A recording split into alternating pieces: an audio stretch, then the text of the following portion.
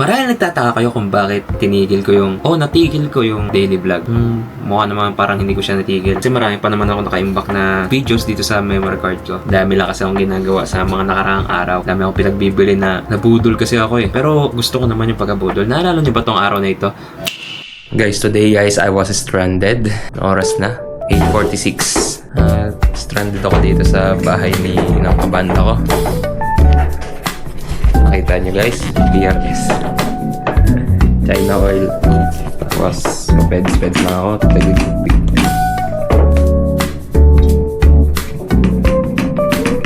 Effects niya is Ampero stamp. Kasi ito yung peds niya. So guys, this is day 49. May katropa ako na nagsabi na sabi ko, try ko nga. Kaya nag-search na ako. Naganap ako sa Google kasi wala akong idea dun eh. Kaya ngayon guys, ipapakita ko sa inyo yung mga nabili ko at kayo na din bahala kung pwede na ba to sa budget meal. Ito ang studio setup na meron ako, budget meal. Simulan na natin dito sa KRK Rocket 5 G4. Mabase naman siya. Okay naman siya sa ano. Siya. Gusto nyo ba marinig?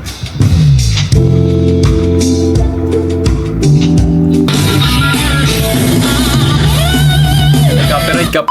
Yun yung Rocket, KRK Rocket 5G4. Yan yung una ko nabili sa studio series natin. Ano siya? Speaker monitor. Yung sa tropa ko, HS3 ng Yamaha. Well, ang ganda din naman. Kaya, syempre, nainggit si Moko. Pangalawa is, hindi ko naman alam na kailangan pala ng interface, audio interface para tumunog yung speaker monitor na yan. Syempre, ang sumunod is, kung kailangan mo ng mapalaga na yun. Syempre, kailangan mo ng audio interface. Yun ay ang Topping Professional. Topping E2X2. Ito po siya. Medyo magulo na dito guys.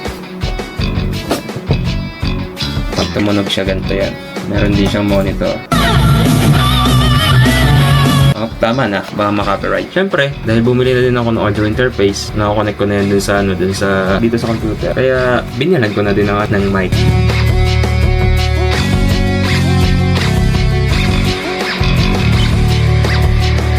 Siya, yung mahaba yan. Yan. Pwede natin isalpak yan. Parinig ko sa inyo tumunog pagka speaker siya tumunog. Ganito yung tunog. Hello. Sound.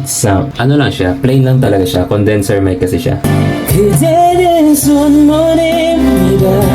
하늘을 내리치고 줄게요. Yun yung tunog niya. So, bali, disconnect na natin siya. Try natin mag-cover ngayon. Sinet-up ko na to kasi bala ko talaga mag-cover ngayon. Ito yung nabili ko pa to sa Pilipinas pa. Yan naman ang setup ko dyan. Tapos ito, tanggal to. Para makaplay ako ng gitara. Ready na ba ulit tayo mag-copyright?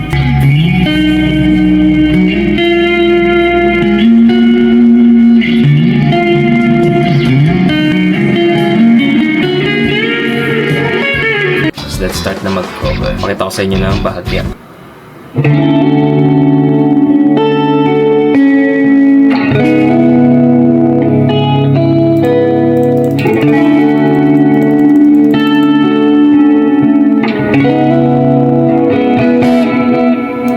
Magsasampay pa pala ako ng damit. Post ko na lang ng bukod yung video. Kita-kits na lang tayo sa cover. Bye-bye!